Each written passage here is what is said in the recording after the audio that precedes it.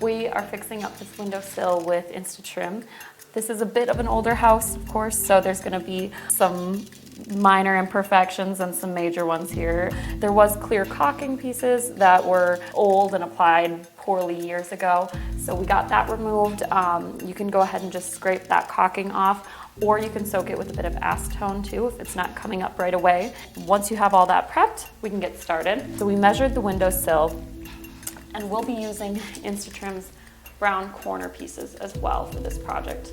So those will sit in the base here, and they'll go right between the two trim pieces. And we actually want to leave a little bit of extra space because the corner pieces take up a little space there in the, that you'll need to account for.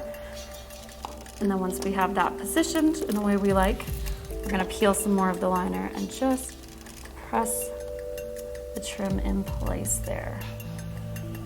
Starting to press just with our fingers, and then we'll grab the applicator tool in a second and use that to apply more pressure.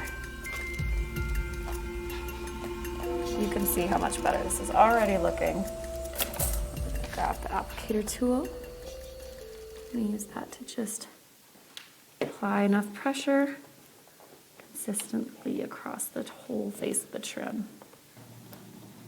Just like that, super simple. We'll take our last corner piece here.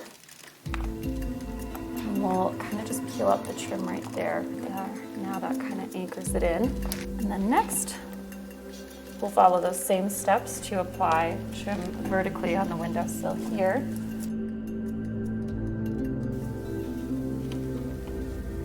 You can see how easy it is with the applicator tool to get a nice consistent edge there.